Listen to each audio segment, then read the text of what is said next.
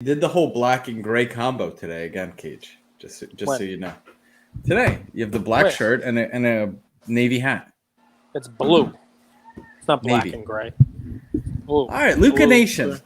And I have shorts on that are blue and gray also. It ties the whole thing together. Blue and gray in the same shorts. Andrew's giving me a fashion to do here. Navy and black never mixes, in my opinion. There's no black. Where's black? Where's black? This is gray. Cage, I'm excited. We haven't done a coffee for Cage in a long time. I think the last coffee for Cage we did, we were supposed to do it the weekend. You were flying back, and then your flight got delayed right after National. I think that was supposed to be our last coffee with Cage, unless I'm forgetting. But I'm super excited. This is done one. We've done one. We've done one since. Yeah, it's crazy. But this is my favorite episode because one, it's a little more casual, but we get to engage with our community, right? We get to hear the topics, thoughts, ideas that they have, and they don't get to ask them. And then we have this weekly episode where they get to let us have it. This is what we're thinking about. These are our opinions. These are our takes. These are our questions. And you get to answer them. So I'm really excited for today's show. So here's what's cool about it. What I love about it is I can't see the questions because I'm on StreamYard recording with you. I'm not on a YouTube platform. So you could ask me whatever you want and say it's coming from the room. I never get to see the questions. And I also, it's usually on a weekend. So I'm running around chasing my kids around. I'm food shopping. I'm doing whatever it is. And I really do my best to not see the questions or interact with folks during the day of these. This way it's really just kind of top of my mind, whatever it is, whatever the question is, and I'll give you like a real answer. So I start off with like an apology to anybody who might have messaged me today on Instagram asking a question not related to this, because I have not responded. I haven't been on. I try not to look. But we do have one question in the chat. Everybody wants to know, who are those people behind you? Who are those pictures? Is that baby Andrew? Is there a baby Andrew on the wall there? We need to see baby Andrew. It's mom. That's my dad. Is this baby Andrew? Is this young Andrew? Yes, sir. Look at. Oh my goodness! Look at the chain. I love it. Why was I wearing love it? Because you're from Philly. Philly chain gang. The Philly chain gang. I'm surprised you don't have the Eagles jersey on. I don't like the Eagles that much. All right. Oh, and the other two are my sister. Yeah, irrelevant. Poor Super Ariel. relevant. Ariel's the best. You don't even show her. What's top of mind? What's going on in your world, Cage? Before I jump into these questions. Nothing, right? man. I'd love to hear the questions. I mean, we've really done this 10 for 10. We've done a lot of great guests. I hope that the folks out there got as much out of it as I did, right? Because I got to sit back, we asked some questions, and really get to be a hobby person for a little while, right? It was sort of like a lot of what I did at the National. Walk around and be kind of like a participant in a hobby, be a fan, be a collector for a while. And I love listening to the different takes of different folks. Even the most recent one where we had on Basketball Collector, Dan, where he was basically like, look, I listened to all of it. I agree with some. I disagree with some. Like, everybody's going to have their own take. There's some really great stories in that episode, really great stories in all these 10 for 10s. But yeah, I mean, I love this one because we could do a 10 for 10 with every single person who listens to us. Literally, everybody has their own hobby story. Everybody has their own thing. So we give a little, hey, what do you want to hear? What do you want to talk about? This is LukaNation's 10 for 10, I guess. I would argue that people in our community would have more interesting stories too. Sometimes, you know what I mean? Sure. Yeah. Right, because when you have a business, you have a reputation. You got to eventually watch what you say, right? But when there's that freedom of being a beginner, not being accountable to anybody, right? Our audience is just there for the love of the hobby, so they could speak their true opinion, their true mind. And we built up, with the help of a lot of the folks in the community, we've got such a great group. LukaNation is like no other group in this hobby. It really is. I mean, this week, my mail came, and there was a package addressed to Ian, the Prince of the Hobby. That was the address. And you know what it was? It was Reckless Cards. Big shout out to the whole Reckless family who hung out with us at the National. They know that we do Friday breaks. They knew that I was on vacation in Disney World and wasn't going to break with Ian on Friday. They had a Friday night break the week I was there, and they had an extra spot in the break, and they gave it to Ian. And he wound up getting the Portland Trailblazers and a bunch of Zach Collins cards and CJ McCollum base cards. But they put him in a break, so that Friday breaks continued, and he was on there, and he got to watch the video of it on their channel, and say, I hope I get Dame Lillard, and he didn't get much. You know what they did? They sent him the cards, and they added in Mariano Rivera Project 2020 because they know he's a Yankee fan. I mean, like, Yamwax sent another package out with some Tommy Scratch Pokemon cards in it. You know what I mean? And of course, Ian wants to open those immediately. We gotta have to do that on a live. Yam's the man. I mean, it really is an amazing thing. I was at a card show in Northwest Arkansas yesterday, and a dealer recognized me for the podcast, LTB World. There you go, Drake. There you go. I mean, also, Drake, you are 11 feet tall.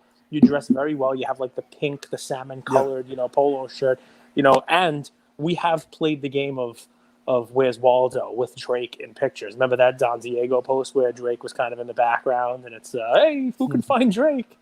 What's up, man? It's good to have you. What's up, Reckless? I got to give one more shout out to our community.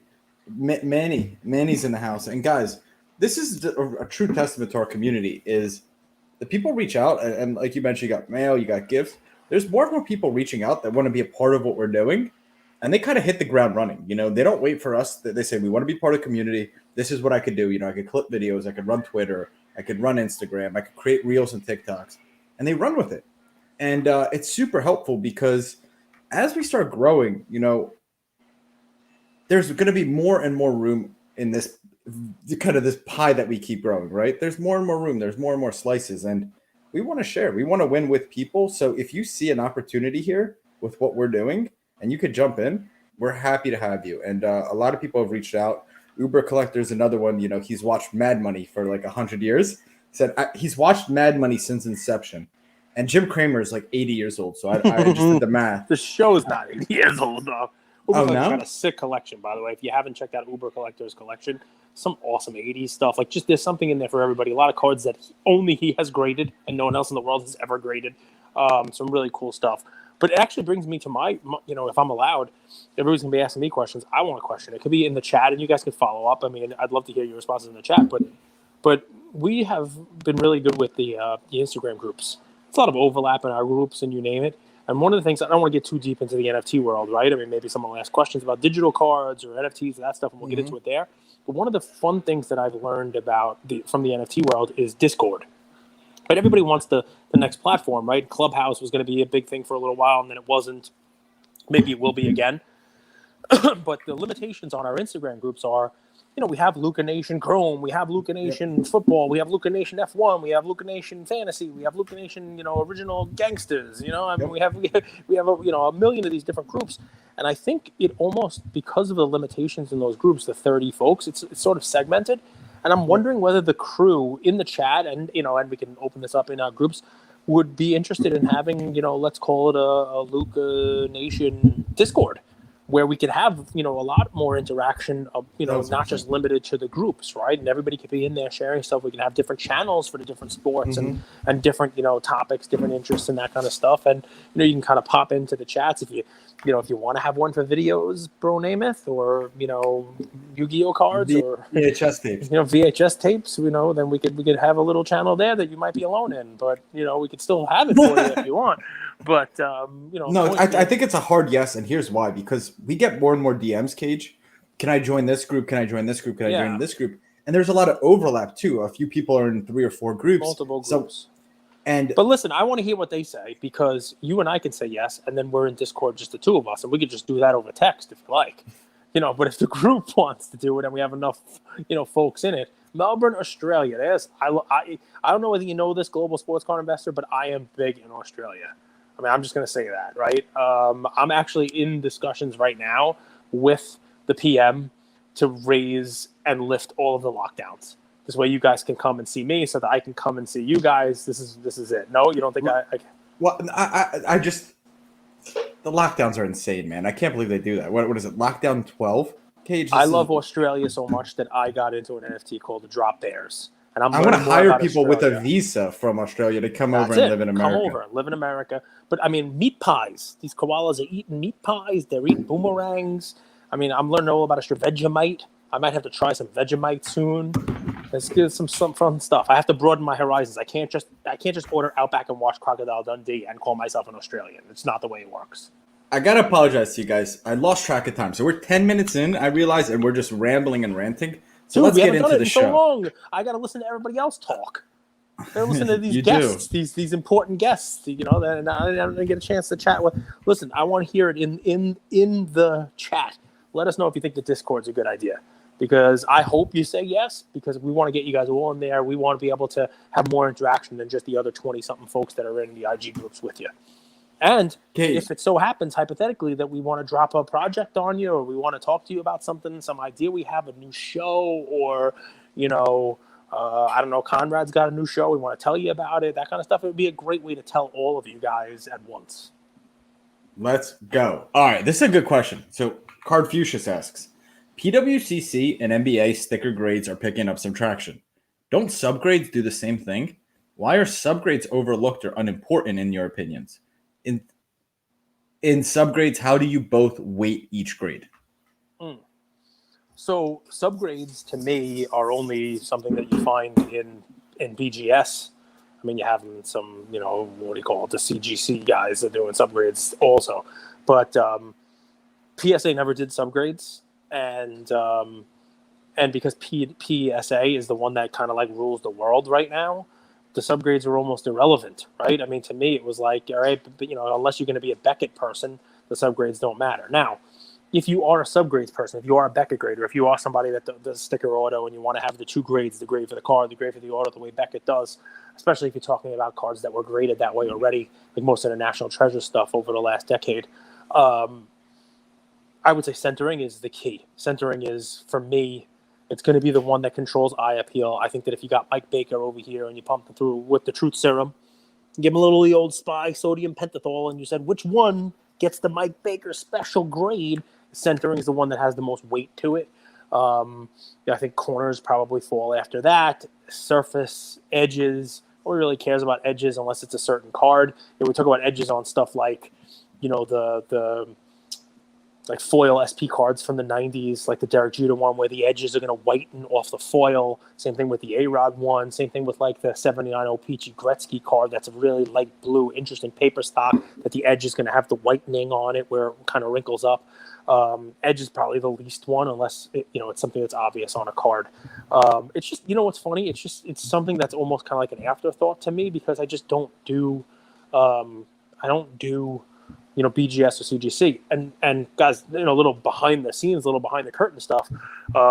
We talk to a lot of grading companies. We had them on the show. We had them on all the time. We talked to CGC about their stuff. And one of the things I told them was, if you're going to roll out, subgrades and charge significantly more for doing subgrades, I wouldn't even do it. Like, I, as a consumer, would not pay that extra. I wouldn't pay an upgrade to get your card, in your slab with a subgrade on it. I'll just do it with no subgrades at the cheaper level. So that's just me.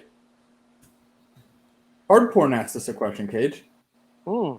It's kind of a good one. I like what Cardporn's been doing. So there was a time that they were kind of like coming after people, and rightfully so. Now they're mixing in, because they have a big following. They're mixing in some positivity, some breaks, some kind of moments that change people's lives, some memes. So I really like how Cardporn's running their account now. I got to give them a shout out.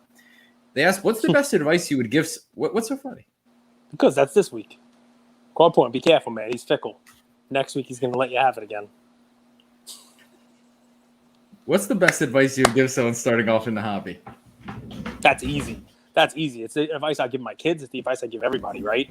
And it's, remember, there's two sides to every equation. Two sides, as a lawyer, there's a V, right? There's a plaintiff and a defendant. Try to avoid being on the opposite sides of the V. But in anything you're doing, remember there's two sides of the equation. And put yourself on the other side of it, right? Put yourself on the other side of a deal. Put yourself on the other side of a trade. Put yourself on the other side of any type of interaction. Even put yourself on the other side of the message that you're about to send. We're all telephone tough guys in this industry, right? We're all behind the computer. We're all, keyboard warriors. We're all like, blah, blah, blah. You're a content person. Think about the post. Think about what you're going to put out there. And think about how the person who's going to read it might take it, right? You put yourself in the shoes of where that stuff is going to fall, right? And always, always, always, golden rule, man. I'm not the most religious person on earth, but, I'm also not the least religious. Andrew has, he's kind of beating it into me, right? But it's that golden rule, right? Do unto others as you would have done unto you, right? So that is the biggest piece of advice I would have, because the hobby is It is tiny. It's huge but tiny. It's what is it? Reno? What is it? The biggest little city, right? Is it Reno? Is that what they call it? Right? The biggest. You look it up. What's the biggest little city? Right? I think so. I might have the wrong. I might have the wrong city, but the biggest. So we are the biggest little hobby, right? We're the biggest little community, right? It's Reno. huge. Don't even know so Reno. See, there we go.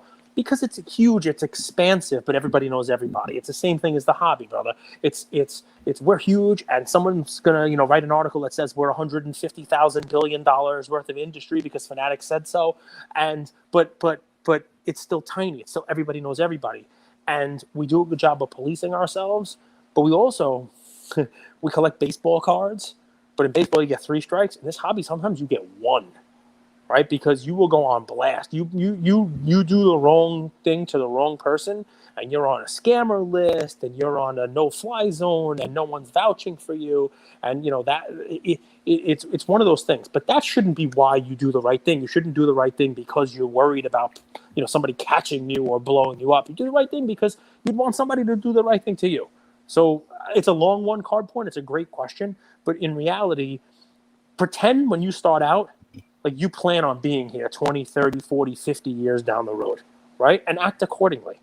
And that every person you interact with, that's the first deal of 1,000 you're going to have with that person. It's not you're going to get one over on this guy. You're not going to get one over on this girl, and you won that deal. Because guess what? You're losing the next 999 transactions with that same person. So Cage went really meta, and I agree with that. It's actually Cage's big rule, like treat others how you want to be treated. I'm going to go a different route. I always say this. I don't know if it sinks in or not with people. Like, here's what I would do. Take a sheet of paper, write down your best 5 to 10 skills. Okay? And then see what the hobby needs. Analyze the hobby needs. Where's the hobby holes, issues, concerns, right? There's a lot of Facebook groups out there, but they're mostly buying and selling groups. Can you create a Facebook group with really good content curated from people making content, right? MBT, he's in the chat. He created MBT branded card supplies. Find a need in the hobby. Like, it will make it way more fun, right? You'll have cash flow from one thing. You'll meet new people. You'll have new relationships, and you won't rely on just the buying and selling of cards, to me, when you come into something and let's say you don't profit in the first 3 months, you're very likely to leave. If you come in and you build relationships and you meet people and you have fun and you also buy and sell some cards, you're more likely to stay. All right, Cage, let's talk about making money. Can you make some people money today? Sure. GTSM, that high says, if you go to a card show to make money, do you buy a table, wheel and deal, walk around? What's your move? Yeah, I mean, it depends on whether or not you're looking to unload stuff yourself, right? So if you're looking to make money by stuff you've bought leading up to the card show, table could work, table might not work. It depends what you have. Like I usually don't have a table, and I walk up to the card show and have every dealer there as a potential buyer. And more importantly, I slow roll my cards at a table with the dealers because eventually somebody else who's a buyer is going to see what I'm selling to the dealer and is going to pull me aside. Is going to come over and say, "Hey, you didn't work out a deal with that dealer. I'm interested in what you got in your bag. I'm interested in what you just got back from PSA. What's in that PSA box?" Because the dealer is always going to want to, give you 70% of comps because they got to sell it themselves for 80 or 85. So it really does depend on what you're looking for, right? So dealer, table is very valuable at a big enough show where something might come up to you that you were not expecting. Right, the deal flow at a table, that's the coolest part about having a table, right? You never know who's going to walk in with what card from where, right? You saw it at the National, you saw it at the East Coast National. I see it at local shows. Kids just walk up, people just walk up, here you go, I want to sell. And you can make money that way. You can make money buying those cards and flipping them. It's a little tougher to make money right there on the spot, right? Because you're buying something and then hoping at that day you're going to sell it. You're probably better off, buying stuff there and then selling it over time, maybe on eBay, Facebook groups, that kind of stuff after you buy it cheap at the show. But yeah, I mean, listen, it's GTSM. Every way of making money that was easy in the hobby 18 months or 24 months ago, it's all harder now. It's harder to grade up. It's harder to color up. It's harder to take raw and grade them. So is this it? So my argument is, how does it give you a grade? People always go on the return investment with grading PSA. My argument is, how does it give you a greater return if they're consistently giving out 7s, 8s, and 9s? So I'll get to that in a second because card show is different, but it's basically one and the same question because everything has gotten harder. It's the same thing at shows, right? The people who used to come up and say, okay, buy my collection, those are the people who want eBay comps at a show anyway. You know what I mean? So I don't use shows as, oh, let me make a ton of money. Shows for me, it's funny.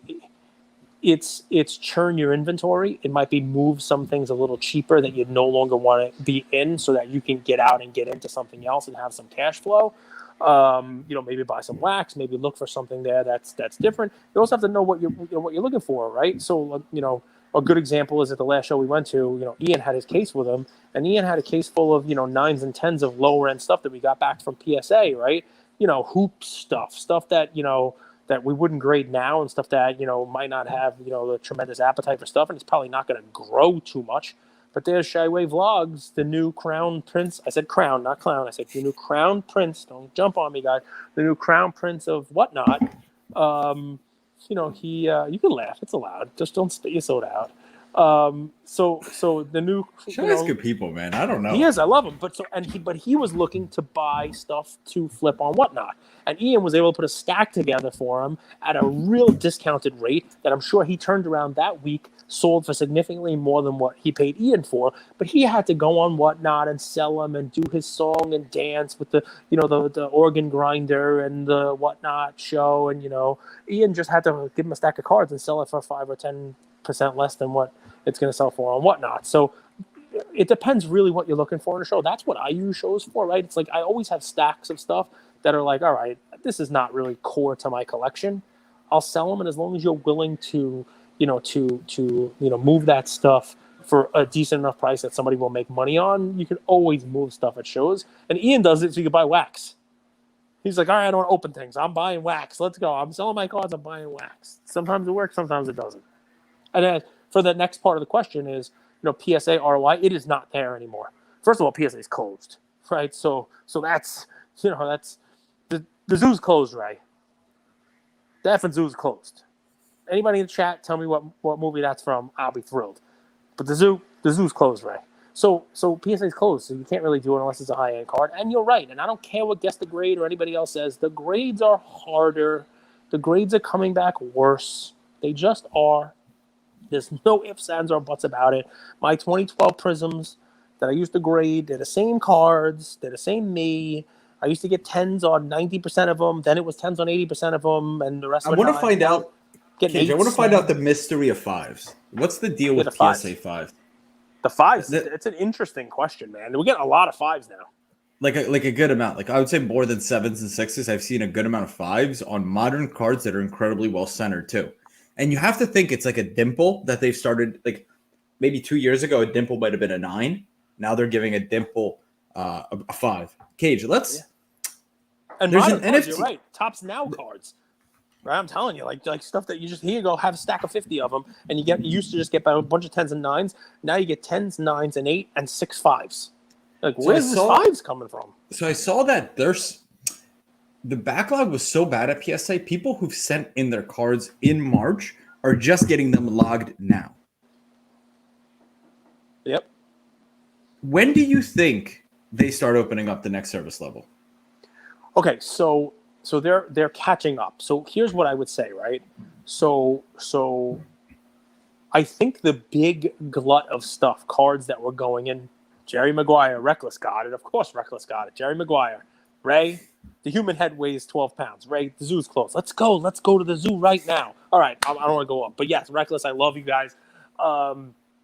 So back in like October, November, December, that was, I think, the huge influx. Then it came again in March, like right before they were going to close down, and everybody, sent their stuff in. But they're at the point now where they're finally getting out those cards that were coming in. That that people are starting to get back stuff from their November, that November glut. I think you're going to see that once it clears that, you're going to get a little bit of like a quick.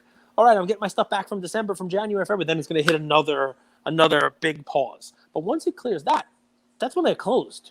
You know what I mean? They haven't really got that stuff in. So if you just do the quick math on that, I believe if you look at the stuff that the group subbers are submitting, I believe they're up to about November's bulk now, where they're getting back those, the bulk subs that were supposed to be 80 days, but the group guys were 45 days. But in reality, what are they, 10 months, 11 months?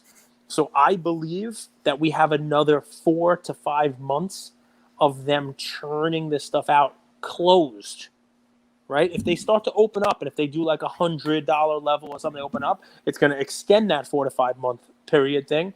But I have a feeling that they're probably internally talking about maybe March opening stuff back up again with some semblance of reasonableness, right? Because that will be a full year. And I think if I were them, and remember, this is just me talking, guys. I don't have any insight into this. I'm not sitting at their boardroom. I'm not on the board of directors. Although, Nat, if you need me, you know where to find me. I think what they'll do first is they'll open up bulk at like a $40, $50 bulk, let's call it $40 level, maybe $35 level, but only for vintage pre-1971 and maybe TCG. Maybe. Like modern TCG cards and vintage 1971. I think when they open it up, that's how they'll start. They won't do floodgates. They'll do those two minor categories just to see how it goes and whether or not the price point works. And they'll use those categories to try to gauge interest and whatnot. I don't think we are going to see a $30 or less modern or ultra modern category until probably 2023. That's my guess. Again, and that sounds like it's forever in the future, but it's only 15 months away. I think that they will open it up slowly.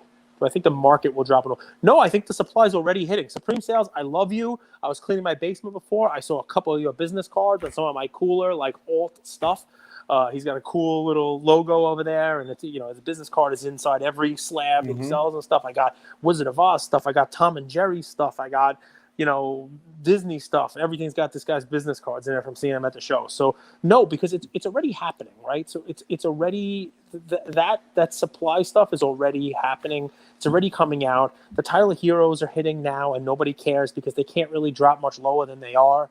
I mean, Tyler Hero was trending on Twitter yesterday because of some dude getting schooled in China. It wasn't even Tyler Hero. It wasn't even Tyler Hero. With a bad haircut. It just had the same stupid, ugly haircut. But it doesn't matter. People really want to roast that dude. That's what it's about. Why is that? And be honest, guys. If the Zion Prism PSA 10 pop goes from 20,000 to 22,000, is it really falling much lower than it's at now? The answer is no. It's already beat to shreds. It's already beat down. That stuff's going to pick back up. I'm not concerned about it. Where I would be interested is the pockets of bulk that come back that are LeBron base Revolution. PJ Washington base 9. Jared Culver base 9 from Chronicles. You know what I mean? Like that stuff, like, you can almost throw that in the garbage. That's not going to have any market at all. But people graded it. So, that's where it gets interesting. But as far as like the mainstream stuff, the stuff that was liquid that really had a market, I mean, I think it's already beaten down. And we talk about this stuff all the time. Right? We talk about buy the rumor, sell the news. The rumor for the last couple of months and what will continue for the next couple of months is that the prices are going to go down because, this huge supply is going to hit. Well, the prices have already gone down. This is what happens. Dogecoin went up leading up to the Saturday Night Live.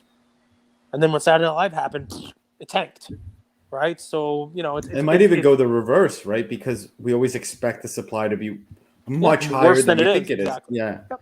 I got to tell you, I got to give a shout out to Supreme Sales because I've interacted with him a little on Twitter. He's someone that, in my opinion, does the hobby or the industry right. He's able to play around, mess around with cards, go to card shows, be a part of that community, but also be a part of the NFT community, understand that world, and not shy away from it. And I think he creates content too, right? He's a content creator, if I'm not mistaken. But we always talk about new industries, new platforms, new things to try out. I think it's cool to see people doing it the right way. Next question, Cage. Shoot. What are your favorite ADK sports cards? What are Cage's top 5 favorite fast food restaurants? Boom. Well, it's not Sbarro. Somebody posted one of these like post-game by state, right? New York was Sbarro. I've never eaten Sbarro in my life. It's like a pizza you get in an airport. Is did you see that this even chart? fast food? They have pasta. It's pizza. It's like fakey pizza. They have It's like a pasta though mall. too. It's like mall pizza, pasta, whatever. My 5 favorite fast foods. All right, so I need to get to California or Vegas or something soon and try In-N-Out because it's supposed to be like that good that I got to get it in my top 5 on my list. But my 5 favorite fast foods in no Right now, it's order. overrated. Super Oh, overrated. really? In-N-Out's overrated? Okay, well, that's no good. I mean, that's sad for you. Don't let me talk on your backswing. You got to try it and give it an unbiased opinion. I will. I definitely will do this. So Chick-fil-A is an all-timer, right? I mean, I'm just going to throw that one out there right off the bat just because I love it. They do everything right.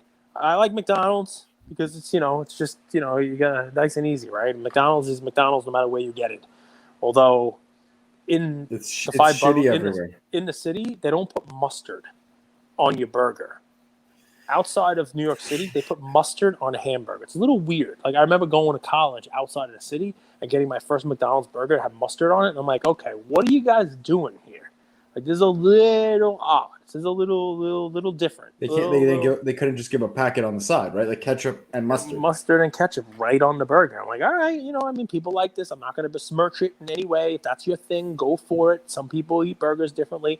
That just wasn't what I was used to. But I'm still a McDonald's. You get McDonald's. I have McDonald's in Hawaii. I've had McDonald's in in Caribbean. It doesn't matter. McDonald's. How are you alive? How are you alive? Dude, I'm probably in better shape than you. Look at me. I'm like this. I've had McDonald's everywhere. What a guy. My blood pressure is like 20/10. I'm the least stressed guy in the world. I'm like, stress is more of a killer. You're absolutely right. Let's go. So yeah, so Chick-fil-A, McDonald's. I mean, fast food wise, right? So I mean, what counts? Guys, I thought this was going to be a quick answer, so I wanted to throw this in here. A little Wendy's, right? I like Wendy's. So I'll do Wendy's. I like Wendy's fries dipped in a chocolate frosty.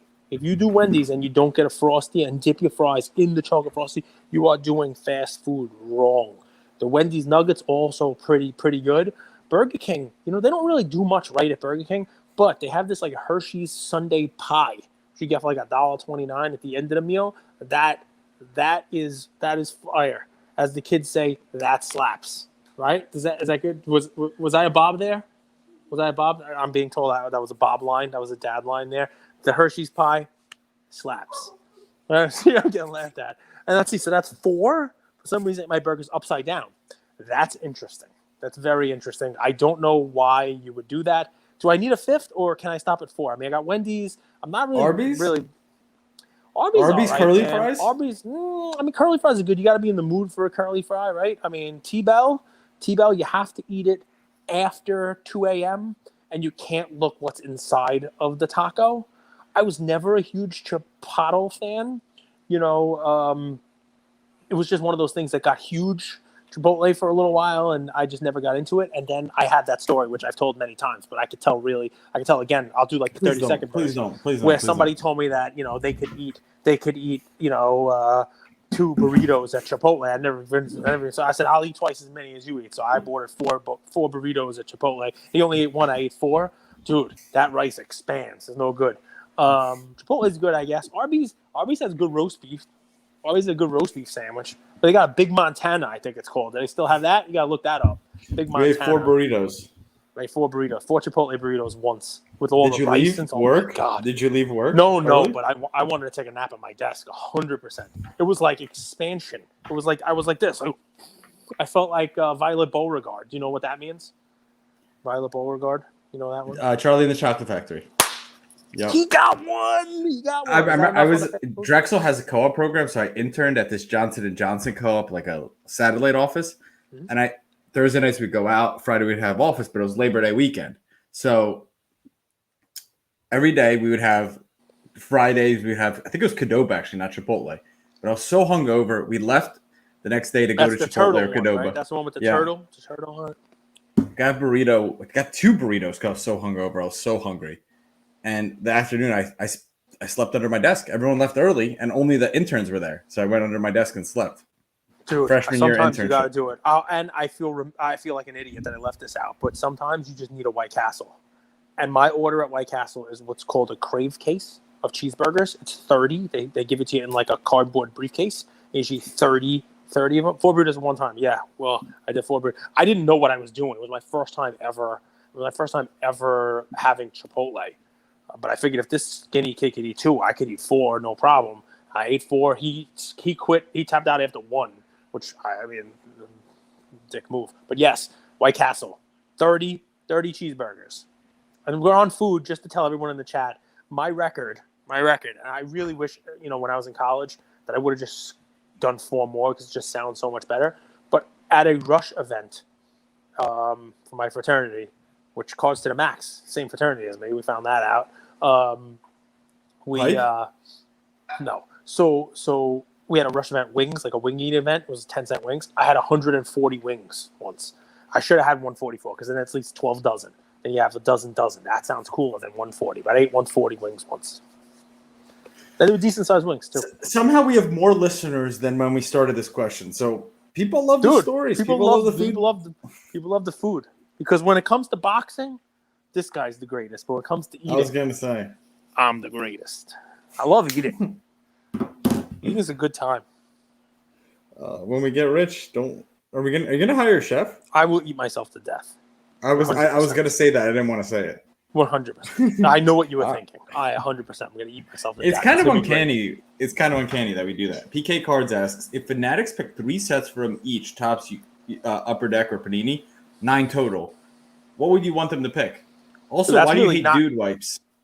Well, I don't hate dude wipes. I just think it's funny to say dude wipes. And Tyron Woodley, who just got his ass beat by Jake Paul, he was the dude wipe sponsor.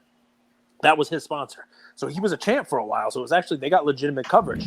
But it was basically like, dude wipes. I mean, the guy was walking around fighting around the ring, and it had dude wipe on his ass. Like his shorts had the words dude wipe on. It's just funny. Ricky Bobby had no sponsors. He was racing for him. Is there a Joey Chestnut rookie card? The answer, Brian Endicott, which is a town near Vestal, New York, in upstate Endicott, New York, where I may or may not have been arrested in. That there is. Joey Chestnut has I believe, his Allen and Ginter card. He has autograph cards in Allen and Ginter also, Joey Chestnut. But Allen and Ginter isn't very respected on the secondary market, right? It depends. I mean, I got some good money for a Chip and Joanna Gaines auto. For oddball stuff like that, where you only get it in that type of a card, it definitely is. Like Manny Pacquiao had first autos in there and stuff. Do you see Joey Chestnut card in there? Am I finding one? There you go. 4 out of 10. $750 for an autograph out of 10. Pretty nice card. So as far as the stuff, you're making it too easy for me to be able to pick 3 on each, right? I actually think this is kind of cool.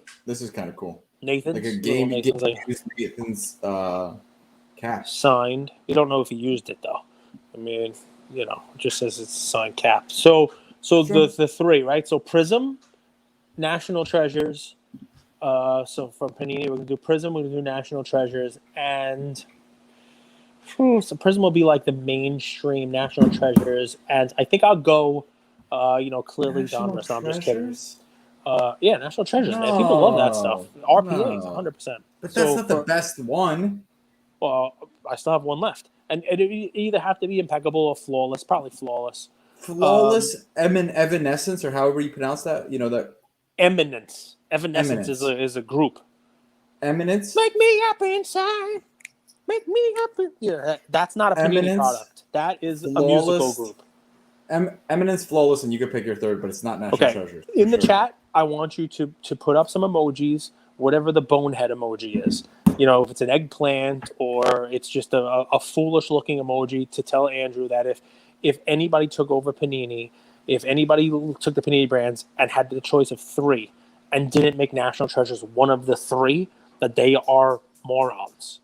It is a huge, huge, huge product. It is the out of 99. It is the. I mean, Prism could be their base stuff. I'll give you one. You can take Eminence or Flawless if you want, but National Treasures is huge. I'd love to see what the chat says. But dude, talk about like the main cards. The bounty was out on Zion's National Treasures, not on Eminence, right? The bounty, the biggest, Giannis that Alt wanted to buy is a National Treasures card, right? You want in football, people want the Shield, you want the Patrick Mahomes National Treasures card. People don't want their Eminence cards. Eminence is a cool thing, but when you think of Topps, you don't think of Topps Transcendent. It's a sick product. It's $25,000, $30,000, $50,000 for the case. I like Topps Dynasty a lot. I like Dynasty's the Topps cool Dynasty too, a lot. right? So that's cool too, and maybe that'll be the one of the three that you take as a deal. Topps, you have to do Topps Flagship, right? So that's their easy thing. I would do Bowman, believe it, like a Bowman,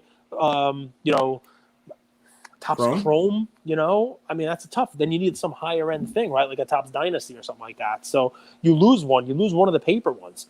Like either, I might have to do Topps Chrome, Bowman Chrome, and sort of like a Dynasty or something there. Lemon. They give you a lemon for National Treasure. Lemon. They might have given you a lemon for picking National Treasure. No way. No. Clarify, Australia. Clarify. You need to clarify that now. So the last one is the easiest one. Upper Deck, right? Upper Deck.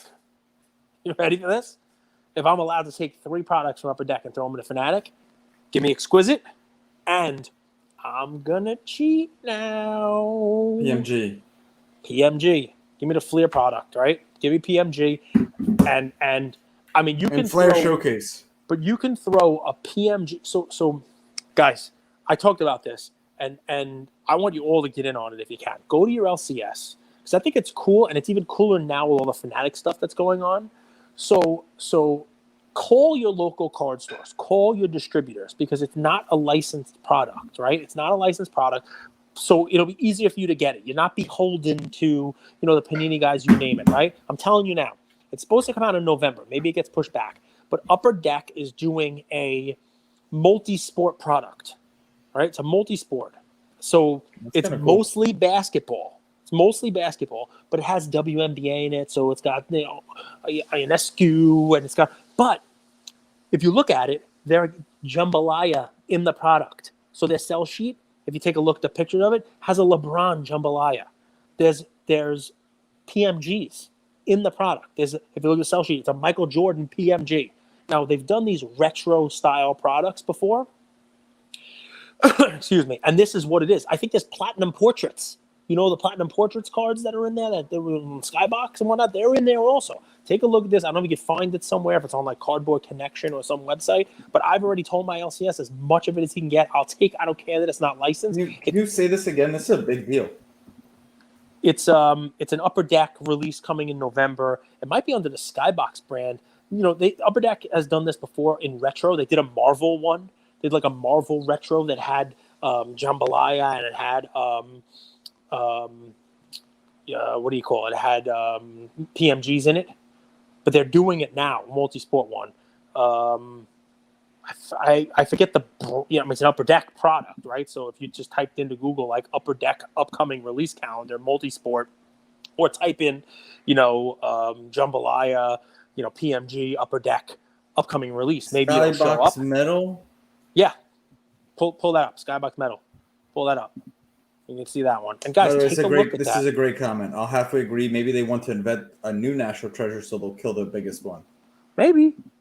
I mean, listen, Fanatics is good. I think that's what they're going to have to do. I think they're going to try to come up with something that's their own. So you got that there, Upper Deck. I mean, take a look if you can find a sell sheet on that has pictures. But yeah, Dude, I mean, this website looks like it's from 1994. There's no photos here of the product. Look at this. Funny. That's not it. You got to find one where it has the cell sheet. I got to give a shout out to Jean McLeod. I might be pronouncing her last name wrong, but Jean. I messaged her on Instagram. She responded in like an hour. I just said I'm a big fan of what she's done and her designs and stuff like that. She's a very, very nice lady. Here's the best part about our community, whether it's Reckless or NBT or I can't see who's in the chat, so I apologize. I'm only going on the names who I saw from asking questions. One of you guys Google what I'm talking about. It's like a Skybox throwback or Skybox Metal retro. Click a link. Give Andrew a link for the sell sheet on this thing. That's hockey. That's hockey. This is my nightmare. But hockey Metal has Universe, it too. But hockey Metal Universe Champions. They're doing so. That's probably it because it's multi-sports, probably champions. But you can go to the next question. Someone will send you a link. But I'm telling you guys, it's really cool, even though it's not quote unquote licensed. You can get a Jordan PMG. You can get a LeBron jambalaya. Like they haven't had that in products, and really, that's it. But there it is. So you can blow that up if you like. Pizza? A pizza? It's a Michael Jordan PMG. Look, there's the platinum portion. Blow that up. Make it a little bit. Yeah, look at that green card. Oh, what'd you do? There you go. Look at that. What's the resolution on this photo? Jesus Christ. Dude, I love you. The audience loves you. I wish for one of these I get to see what the chat looks like, and I could talk in the chat and see the chat, because I'm sure that happens. This is a huge release. Some of the most iconic cards, they can't do a good release on it. So it probably won't be as big of a release. But look, Tiger Woods, right? Tiger Woods Platinum Portrait. I mean, that's some pretty cool stuff. Why is there an Instagram page for this? Why is there no photos? Because it's not licensed. It's not licensed, and I don't want it to be blown up. I want LukaNation. I want our audience to know about it and nobody else to know about it. That way you can go buy it, and then when you show up with a PSA 10 Michael Jordan PMG that no one even knows is out there you go. And it's not blown up, so maybe your LCS won't rip you off for it, or maybe you'll be able to get one online. Maybe pre-order one now off a blowout or something like that, because it's not licensed and nobody's looking for Upper Deck products this year. They've done these before, like good win, and that's yeah. I mean, unless the people in the chat say this is enough, unless people in the chat say we hate this episode, we don't like Cage anymore. They love this episode. I meant I could show you more picture. Cardboard Connections has higher resolution. Oh, here, I'm gonna go back to it. Higher resolution. I'm pouring some soda. If we're continuing, I'm getting some soda. Do you know who had the shitty resolution picture? Beckett's website. All right, Beckett's website. There you go. Look at that. There's the jambalaya, and there, look, it's Trevor Lawrence. Look at that jambalaya card. Look how cool. That's LeBron, right? What do you mean? That round card. You see that? Right there? That's LeBron James. That's LeBron James. That's a LeBron jambalaya card in a product that's coming out in 8 weeks that no one knows about. That's pretty awesome. Look, is that Trey Lance?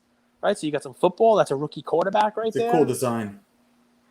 I mean, it's a really cool looking design. I wasn't planning on talking about this today, but I'm glad we can, because this is why you tune in, LukaNation. You're gonna get the stuff that you don't hear anywhere else, right? But this is the kind of stuff that Fanatics should maybe take from Upper Deck. You know, like when you said, "Hey, what should I take from Upper Deck?" You're probably thinking about Exquisite and those lines, but you didn't know Skybox, Fleer, Upper Deck owns those. So all the iconic Skybox. Look at those pictures. Look at those. Look at Fresh. Right? Fresh Foundation. Right? I mean, there are some cool cards in there.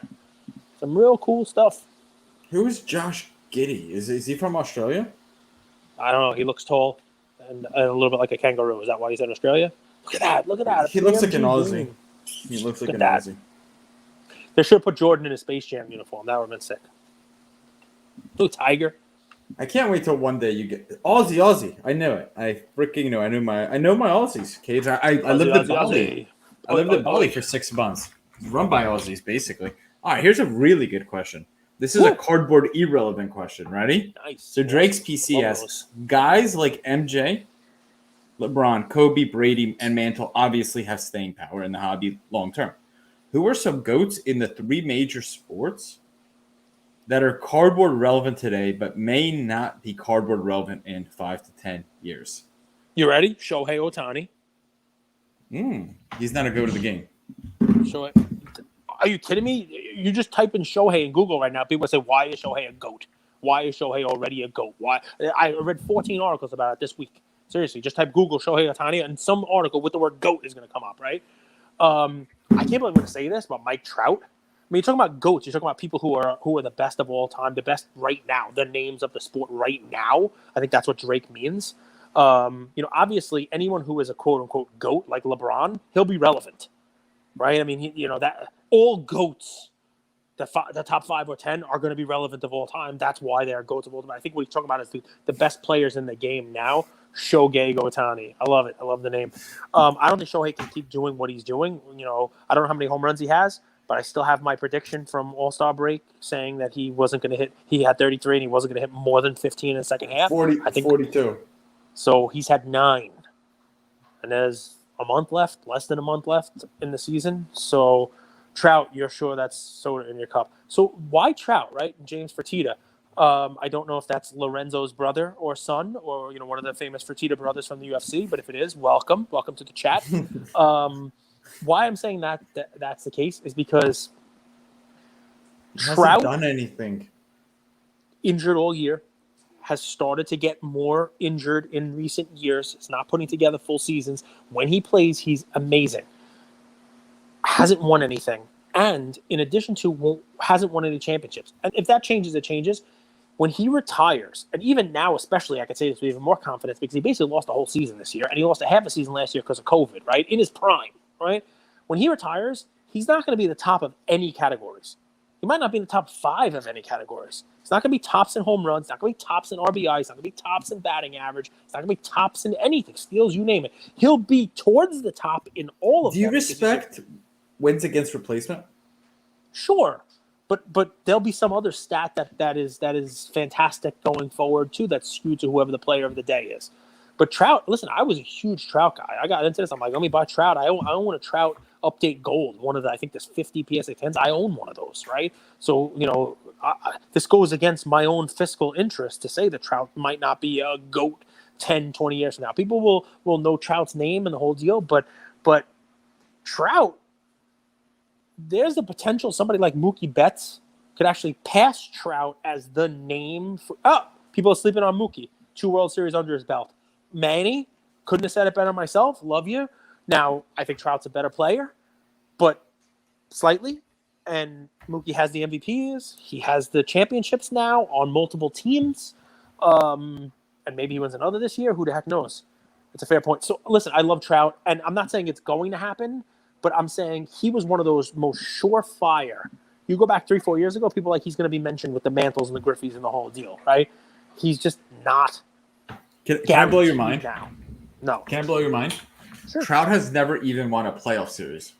Of course, but I mean, people know that. But that's just difficult because we're saying championship. The guy's never won a playoff series. Well, how many has Luka won? I know he's only played a couple of years, but how many? Luka's not a GOAT. Luka's not a GOAT. He's not supposed to be a GOAT. But Luka wouldn't be in my list right now because I think Luka's going to be great. I think Luka's going to be awesome. He hasn't won a playoff series yet, but 4 MVPs is huge, and part of that, Andrew. MVP is the stupidest. Baseball's different, and baseball's harder to win an MVP. And baseball's just an interesting thing, right? Because basketball is 5 guys, and baseball there's 47 guys on every team, and the whole bullshit. You get to impact people in the locker room. You get that creative culture. You could be a leader. Here's the problem, right? The American League, where he has always played, it's always had the Yankees during his time. It's always had the Red Sox during his time. It's always had juggernaut teams that he was not on. Right, and that has really cost him the ability to have those playoff wins, those playoff series wins. He's always been the best player, but never been anywhere near sniffing the best team, and it's tough. Baseball's tough on that. You don't, and Fertitta, I forget, it was James Fertitta who's asking questions. Yep. Don't get me wrong. He may turn out to be the next Ted Williams, right? He may. And Ted Williams never won. But Ted Williams is a GOAT. Ted Williams is a great. I just started with baseball. He started a sports card company too, Cage. He did. He did so many other things. Fought for the country. I mean, so many great things, right? But he also batted 400, and Trout's never done that. But so here, you ready for this? Other sports. So we did baseball. Football. All right? So like toppy guys right now. Who are great but have the potential to be like forgotten about going forward. You got to talk about quarterbacks, right? Drew Brees. No. Brees is going to be forgotten really quickly. I think Brees will be forgotten. Okay, I mean maybe. I think Brees did enough where he won't be forgotten, and I also think you better not say like Peyton Manning, otherwise Drake's going to jump through the computer. That was the comments. Right? So I didn't say Peyton. Peyton is going to be in culture. He created the show Detail. I could see Peyton being a general manager. Brees will be too. No, but Brees holds the yards record, but that's going to get broken. That's going to get broken by a ton of people. Probably. And it's actually not going to look as impressive. Can I give another one since I'm on a roll and you're kind of having a creative block? I'm fine. Go ahead. Yeah, sure. I mean, I was actually going to say Aaron Rodgers. But go ahead. Dwayne Wade. But I was doing football. And Dwayne Wade, I think you're wrong too, because he's always going to stay in the kind of like the public, public arena. I mean, he's doing. That's going to hurt him though. That's going to hurt him more than help him. Because people think of him more as an entertainer now. People don't even really remember his career as much now as they should. He was so good, man, and people right now don't even remember him that much. Basketball's tough, right? Because basketball's tough. You can, in reality, we can say 10 names now right? And you're like, oh, that's one of the greatest players in the game, right? Let's do it. It's an exercise, right? Who are the top 10 players in the game right now? LeBron, Luka, Giannis, Durant, Kawhi. Kawhi, who's won all this stuff, he'll be forgotten. Kawhi will be forgotten for sure.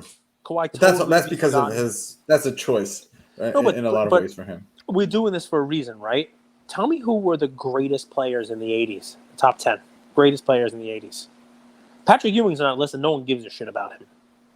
Seriously. No one cares about Patrick Ewing. He never won a title and the whole deal. I mean, you have a limit in the 80s. You talk about Jordan, obviously. Dominique Wilkins. Most people don't even care about him. And that dude would have won 8 scoring titles if Jordan wasn't there. Would have won all the dunking competitions, too. Can I make sure people in the chat know what we're talking about? These are guys that we think are incredibly, incredibly gifted, go to the game, that may be forgotten or become culturally irrelevant or and it's a great question, and it's a relevant question. And we're piggybacking. Let's give Gary Vee some credit, right? I mean, I talk about Gary Vee all the time, and let's give him some credit. He has been saying this for longer than we've had a show.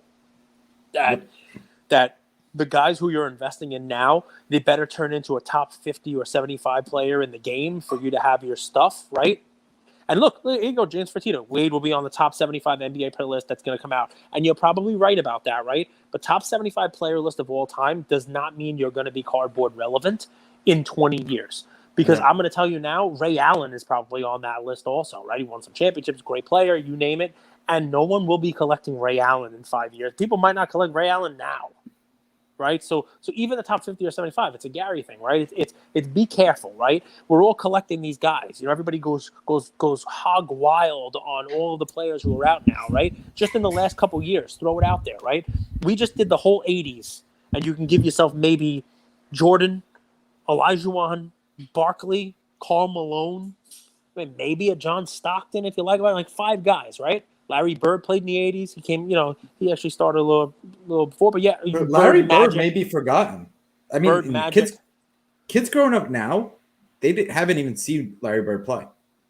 Yeah, he had some wars with Jordan, though, and the Jordan versus Bird. If Bro Namath's right and video games come back, Jordan versus Bird was one of the most iconic initial basketball games that are out there. So maybe his name gets some play from that. But yeah, I mean, but the truth is, right? We now play up rookies every single year, right? It's like, okay, well, so for the last decade, right, you've got Giannis and you've got, Embiid and Simmons and Booker and Mitchell and Tatum and Trey and Luka and Zion and Ja and LaMelo and Edwards and now Cunningham. Half of those guys are going to be nobodies. And people are investing tons of money in them. Half of those guys are going to be forgotten in 5 or 10 years. So, 20 years. I think that's the point of the question.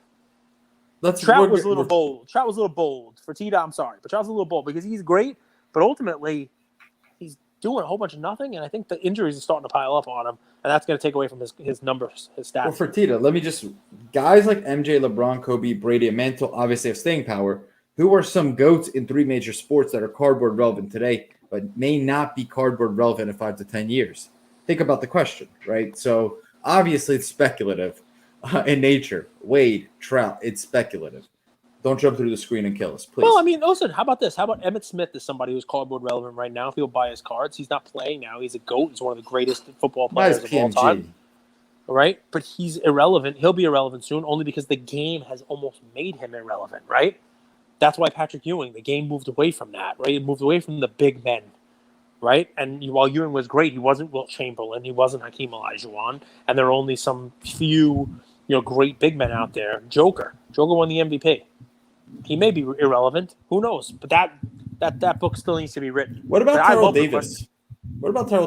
Would you consider him to go to the game?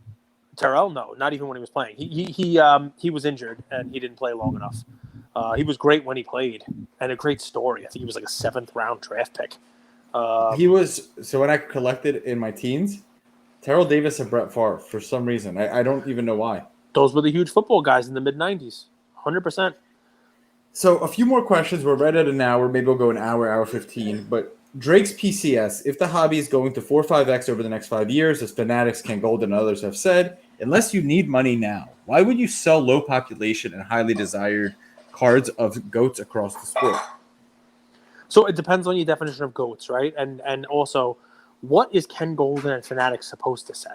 Think of how much money they all just spent. Think of what Ken's doing. Think of how his business and everything are tied to it. Even if they didn't think that, do you think they would come out and be like, yeah, we're going to go through a 10-year period now of flat to no growth, maybe even a little bit of a down market, right? Of course they have to. They're the biggest cheerleaders out there. Fanatics is going to be one of the biggest shillers in the world now. They're putting so much money into sports cards and betting on it that they gave a valuation of like what was the number they gave? 97 bill. $189 trillion or something like that is what they, I mean, it's like Jeff Bezos' net worth is what the cards are worth now, right? So and they have to say it, right? Otherwise people will be like, well, what the hell are you spending the money for? What are you doing, right? What are you going out there and doing that? So I mean, Drake, look, I happen to think that they're a little optimistic, but they're probably right.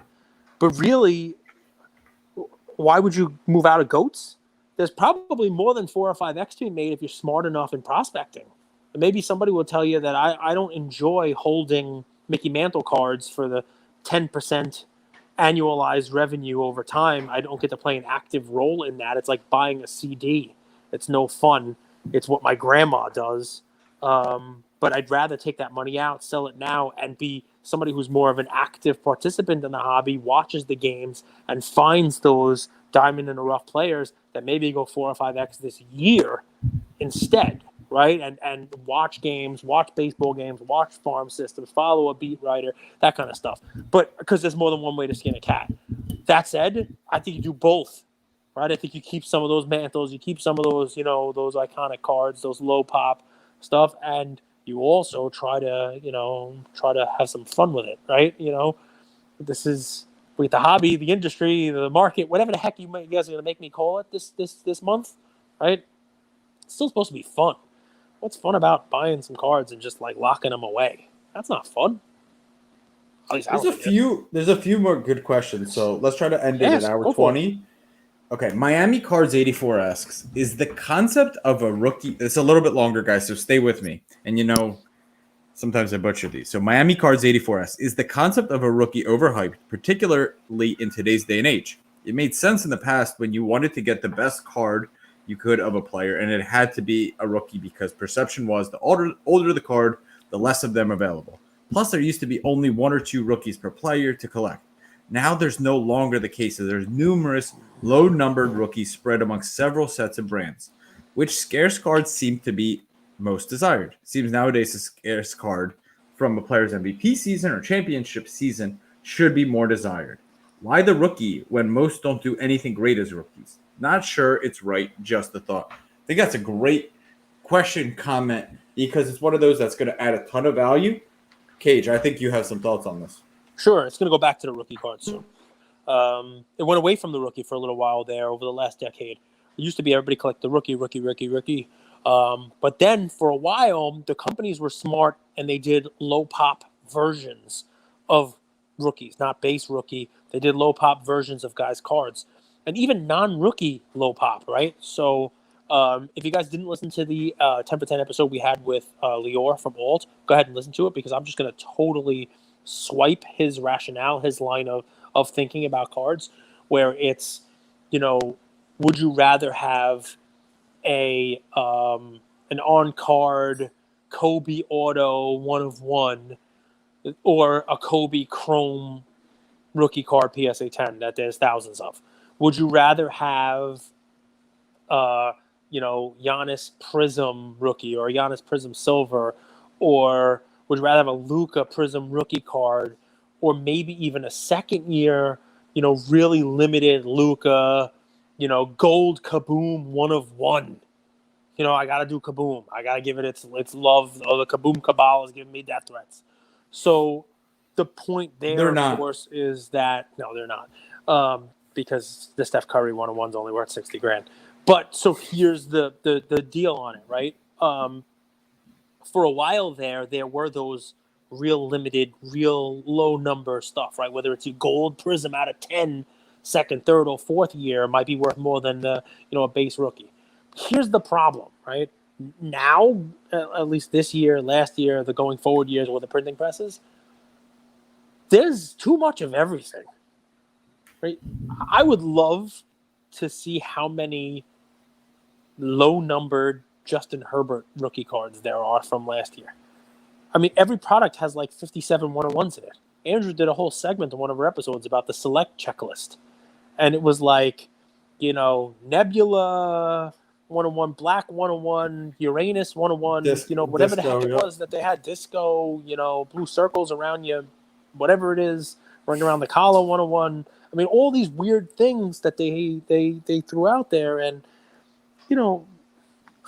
I talk about one of my old bosses all the time. I say, here's a lesson I learned from him. If you write urgent on the top of everything you put on my desk, nothing's urgent anymore.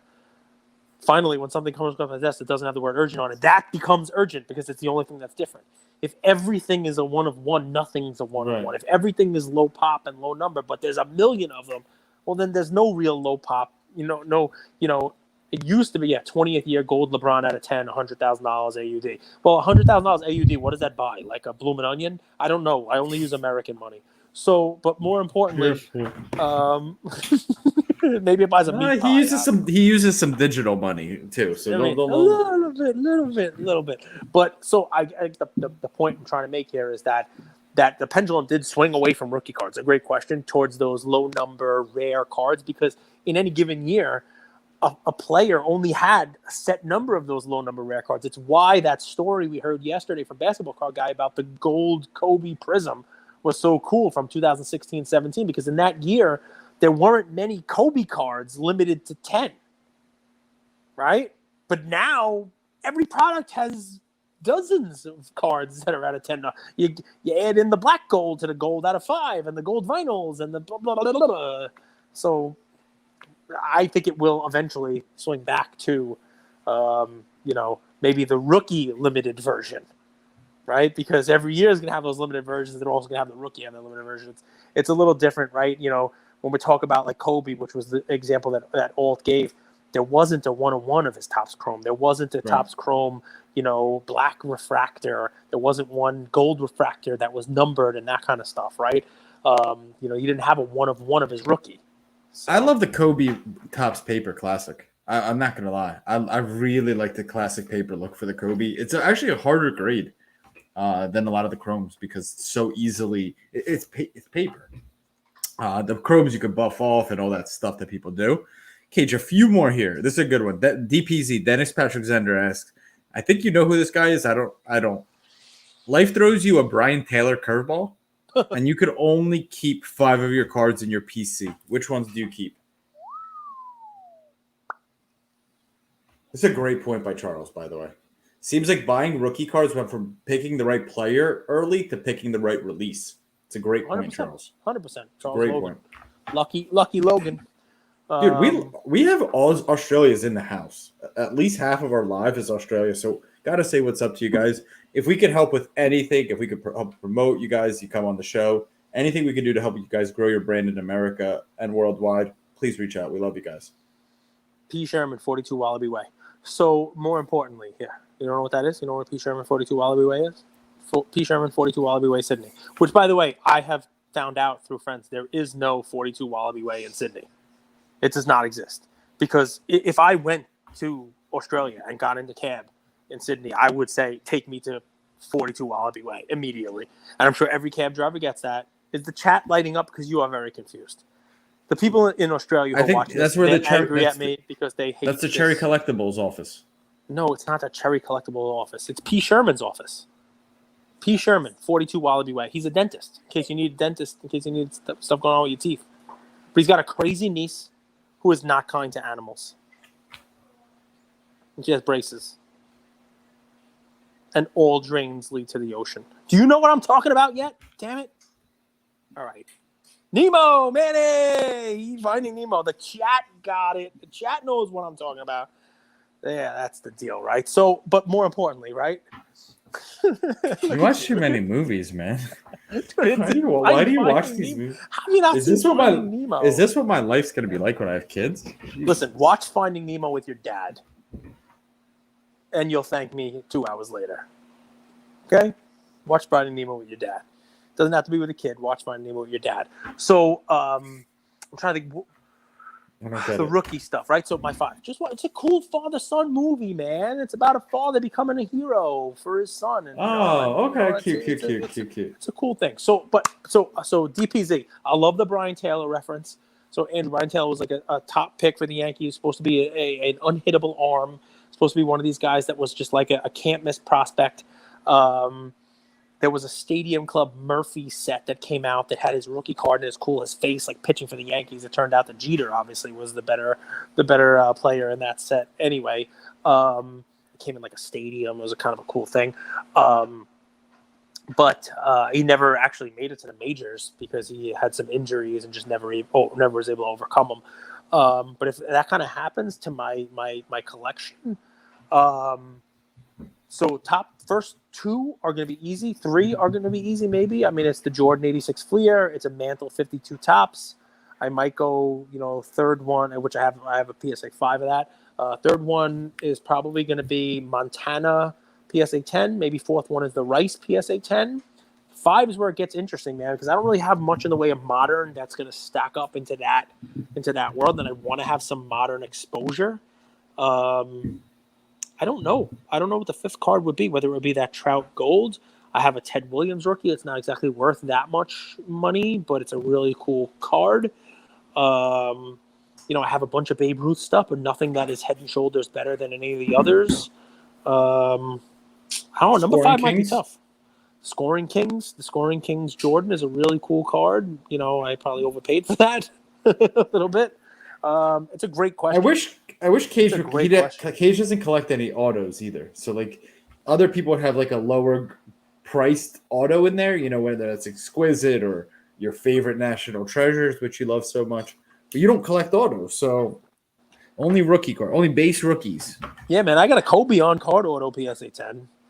That should be in there. It's not like a major. It's not from like a major release. It's like 2012, totally certified or something like that. No, I don't have the 2012 Prism. I have the 2012 Prism. All right, this is fun. You have 2 months till basketball starts, so let's change the Lukas Tigers Brons name in honor of the NFL starting this week. What's the football equivalent of Lukas Tigers and Brons? Okay, so it's got to all be football because Tiger's not a basketball player. But let's do it. If it's got to be all football, it's going to be Beats, Brady's, and Bears. Oh my!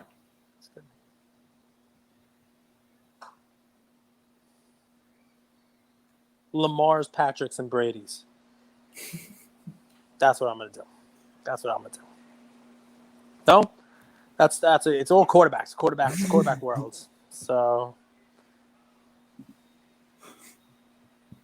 nice, way to go, Jay. It's a good one. I am not saying that. Murphy Jeter, cage play. Slab Stocks, cage appearance. That's it. That's a Murphy Jeter. Tough. And that's tough gone on the up. spot. That's gone up to slab. Because I want to have something that's Belichick's, Brady's, and Bears. Oh my! No, Belichick's doesn't. It doesn't roll off the tongue. Belichick's, Brady's, and Bears. Oh my! No. Negative. You're not a fan of it? No. Vito?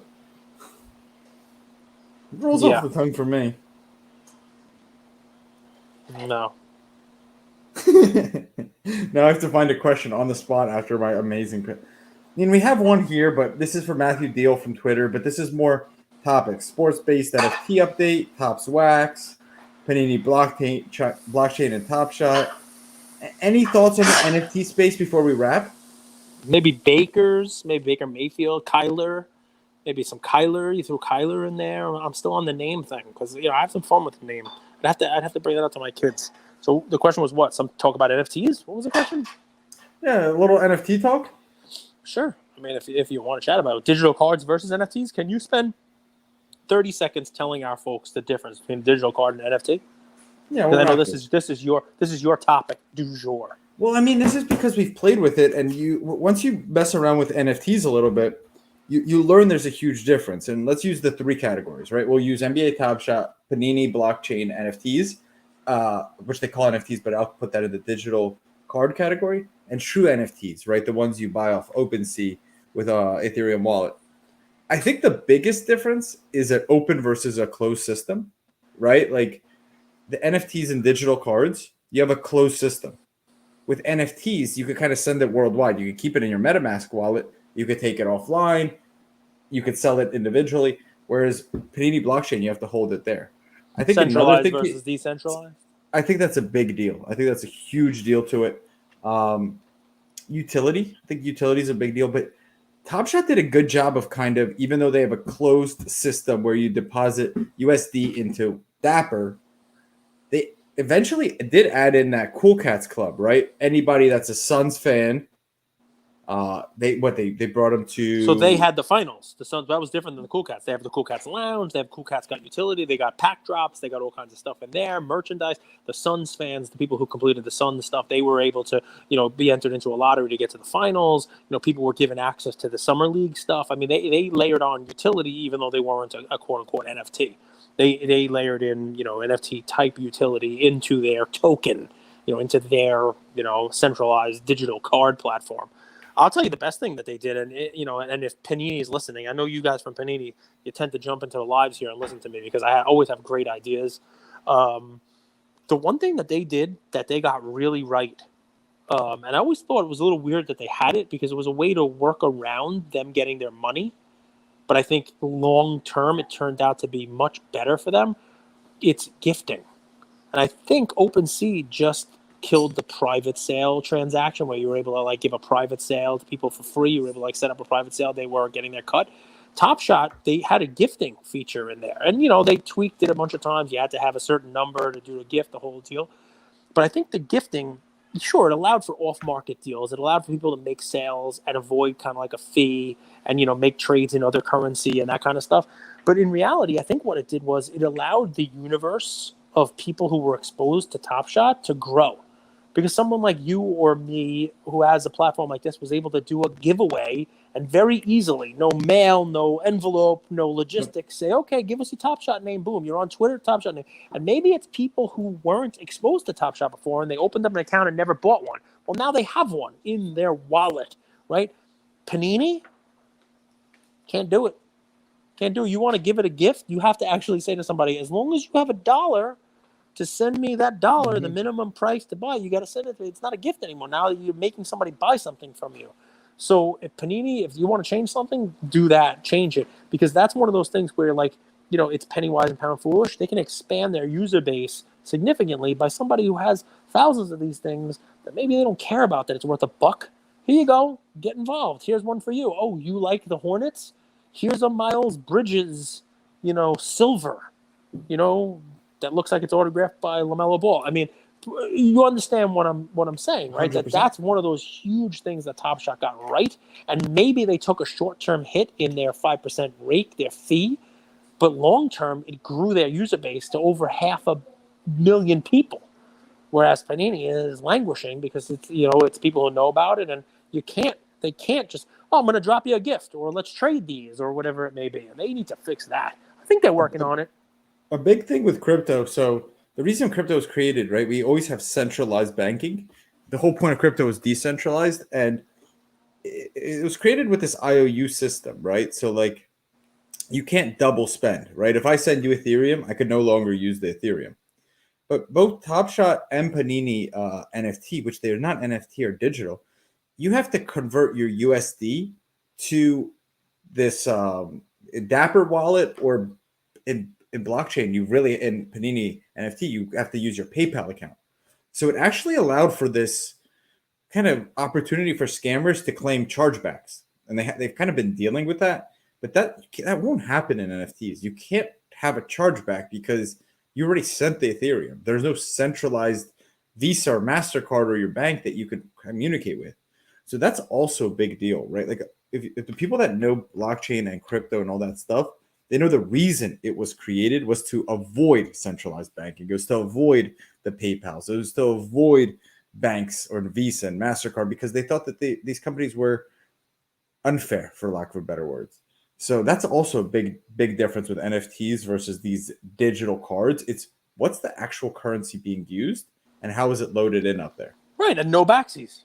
No backsies. Right, it's part of it, right? The whole PayPal chargeback, or hey, eBay, claim, blah, blah, blah. You buy it, it's yours, and you're not able to do a 30-day, free ride with something, right?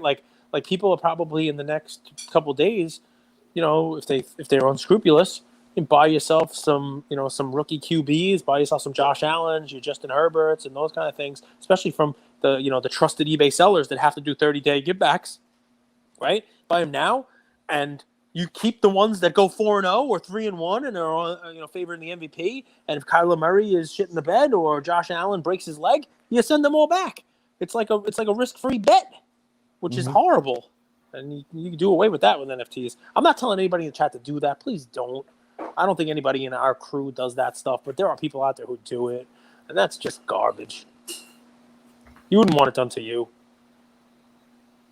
It really is, Charles. It seems like it's not, but it's friction, right? It's steps. Like people that created accounts with Top Shot, some of them, they created an account and they were put on hold, so there's that step. Others deposited huge, money. Man. I have thousands of those Panini moments. I can go on Twitter right now. I only have like 20-something Top Shot moments left. I go on. I want to do a giveaway. I'm giving away 5 NFTs, right? If I want to do Top Shot, I give them away. I say, what's your Top Shot thing? And boom, I put it in their account. If I want to give away the thousands of Panini ones that I own, I have to say, okay, I'm going to set it up for you here. You have to buy it for $1. That's not a gift. Now I'm selling you something. Well, you have to download the Panini Direct app first.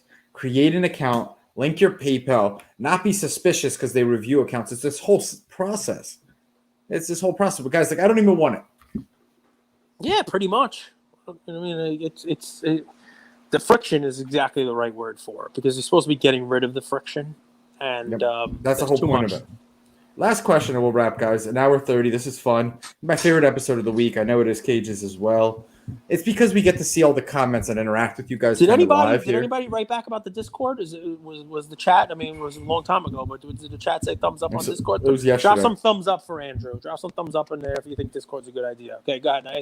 People said it's way up in the chat, but people said it's a great idea. I didn't flash it on the screen because I didn't know if it was relevant. Because I'm a child and I need instant gratification.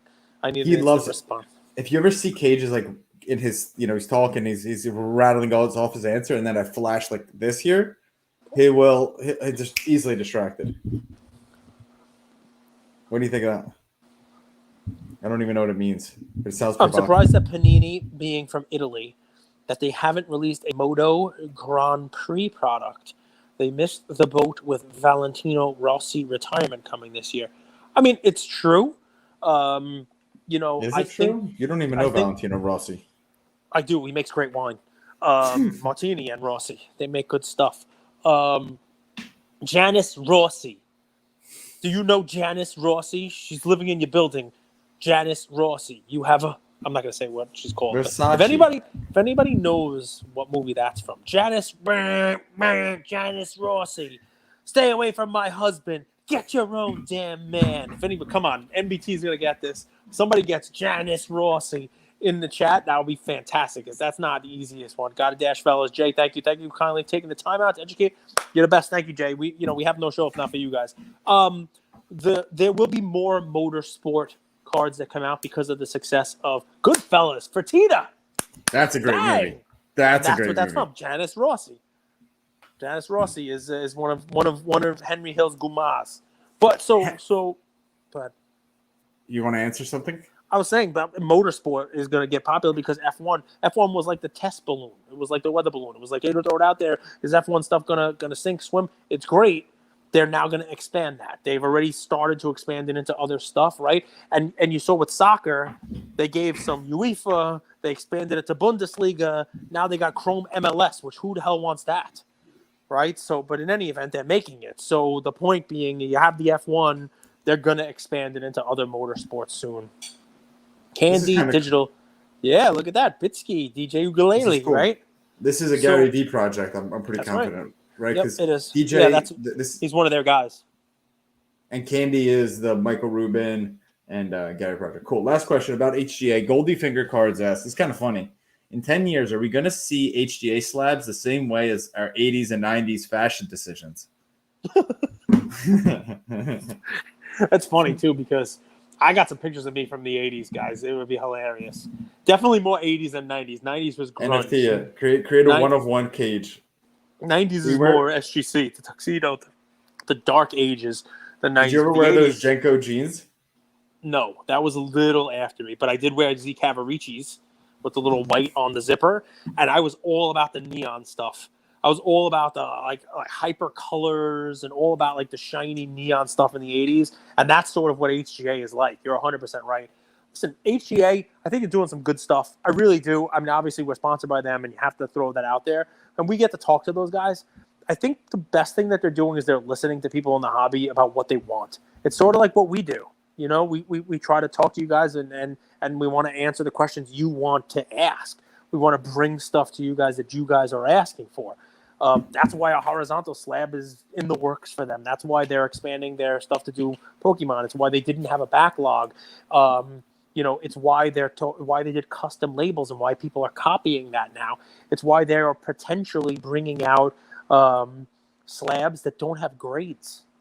Right, it's just another one of those things that, you know, potentially will come out from HGA. I mean, there is demand for it. They will listen to the demand and they will react, which you get with a smaller company. You get with a company that's a little more nimble and not beholden to boards of directors and not beholden to, you know, big investors and that kind of stuff. It's kind of what we like about them. Does that mean that I'm sending my 52 Topps Mickey Mantle to them? Absolutely not. Right? And nor would I tell you guys to do that, right? But there are things they're doing that we're paying attention to that do make sense. You got a cool color aqua Justin Herbert optic card. You want to send it to them because you can't send it to PSA because it's not worth sending in for $200 or $300, and it's not going to look cool in an SGC holder. But you get them to make a custom aqua colored slab that matches the card. You're gonna see some return if that card's in good enough shape. And that's kind of where we're going, you know? Babes, these are always fun. Any final words? Saying bye to the people in the chat. People had a great time. Oh, Cage left. Love you guys. Love you, Lukas.